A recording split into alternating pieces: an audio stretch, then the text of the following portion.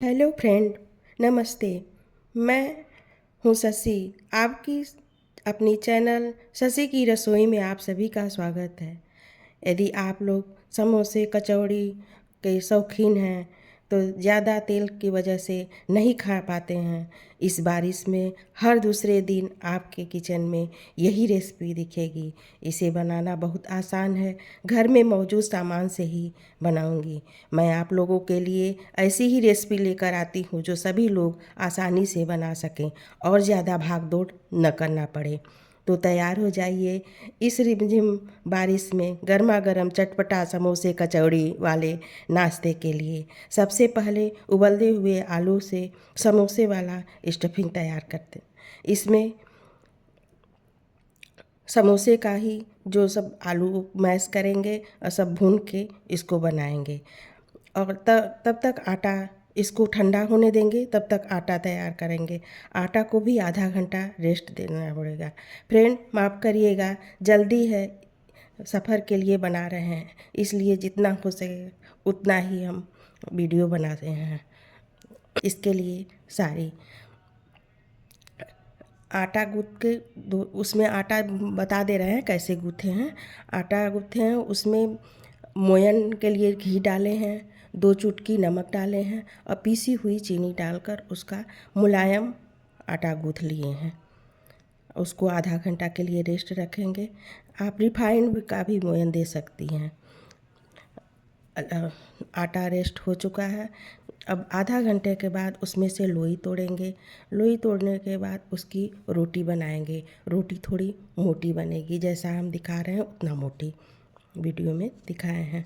अब कोई भी चीज़ ले लीजिए, आपको जितना बड़ा छोटा बनाना है उस हिसाब से आप डिब्बा भी ले सकती हैं। हम डिब्बे से बनाए हैं। कटोरी भी ले सकती हैं, ग्लास से भी ले सकती हैं, जिससे आपको उचित लगे, आपको आराम रहे उससे आप कटिंग कर लीजिए, क्योंकि इससे आसानी रहेगी। आप एक बार में ढेर सारी पूड़ियाँ बनाकर तैयार करेंगी। हो सके तो इकट्ठा बना के आप पूड़ियों को रख लीजिए और कपड़े से ढक देंगी तो वो ख़राब नहीं होगा, क्योंकि पंखे के हवा में गर्मी बहुत पड़े, पंखे के हवा में वो सूख जाएगा। इसलिए ढक के रखेंगी तो वैसे ही बना रहेगा। अब आप पूड़ियों को थोड़ा बड़ा बढ़ा भी सकती हैं यदि मोटा है, क्योंकि किनारे पर पतला चाहिए आपका। पतला रहेगा तो अच्छा रहेगा। आप लोई आलू का भी स्टफिंग का भी गोल बना लीजिए। उसमें आप एक एक में सब में रखते जाइए पूड़ी में। फिर आप हथेली में उस पूड़ी को लीजिए और अंगुलियों के सहायता से आप उसका प्लेट बनाते जाइए। प्लेट बना के आप बीच में इकट्ठा कर लीजिए घुमाते हुए, और इकट्ठा कर लेंगी तो देखेंगी कि वो बीच में आ गया है। यदि आपको आटा ज़्यादा लग रहा है तो थोड़ा सा उसमें से निकाल लीजिए बीच में करके। यदि नहीं लग रहा है तो आप उसको बराबर कर दीजिए। हाथों से घुमाते हुए उसको चिकना करके आप गोल आकार दे दीजिए। इसे रख आप बराबर बना के रख लीजिए।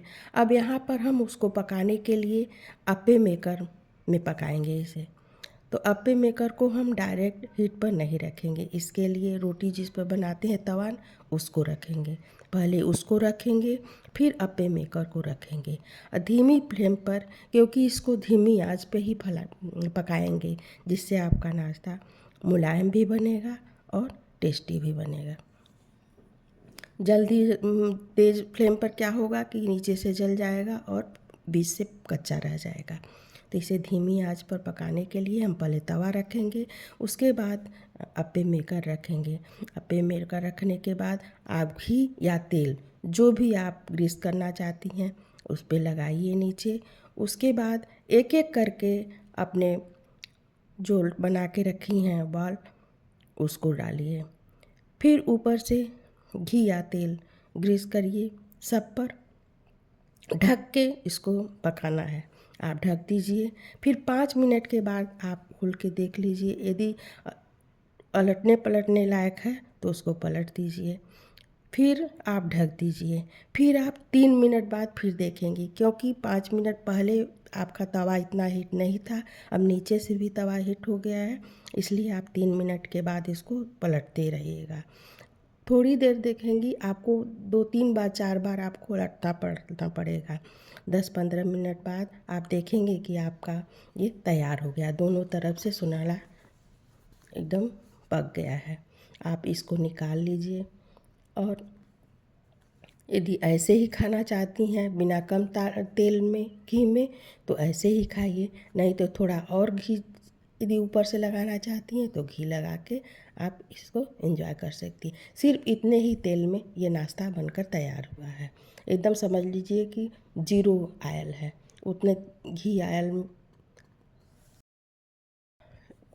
चलिए अब दूसरा रेसिपी बना लेते हैं। यदि आप लोगों से रिक्वेस्ट है, यदि वीडियो थोड़ी भी अच्छी रेसिपी लगती हो तो आप लोग शेयर, सब्सक्राइब एंड कमेंट करना ना भूलें। लाइक तो ज़रूर कर दीजिए करिए। लाइक करने से ये होता है कि हम जो मेहनत कर रहे हैं वो मेरा मेहनत सफल हो गया, बहुत खुशी होती है आप लोग लाइक करते हैं तो प्लीज़ लाइक ज़रूर कर दीजिएगा। अब दूसरी रेसिपी की तरफ बढ़ते हैं।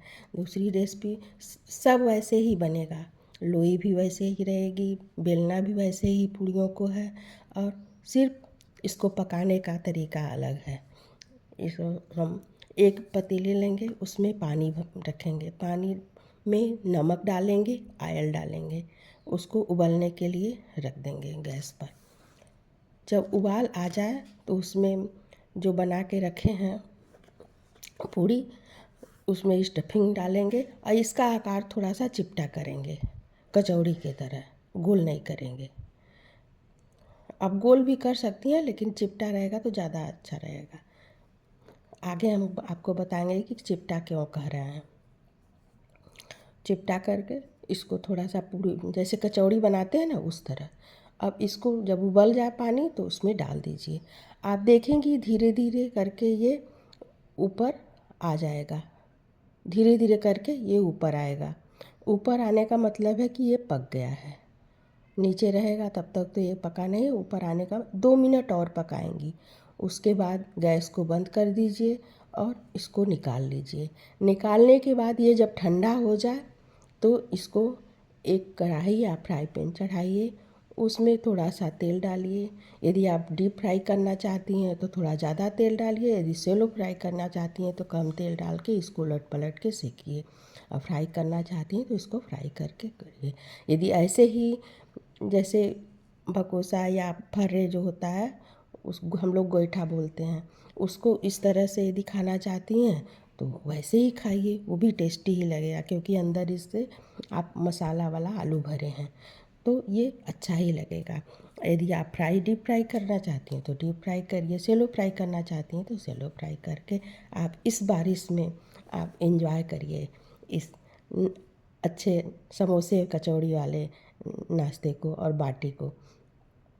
उम्मीद करती हूँ कि आप लोगों को ये रेसिपी अच्छी लगी होगी। मिलते हैं ऐसे ही अच्छी अच्छी रेसिपी के साथ। आप लोग अपना खूब सारा ध्यान रखिए। Bye bye.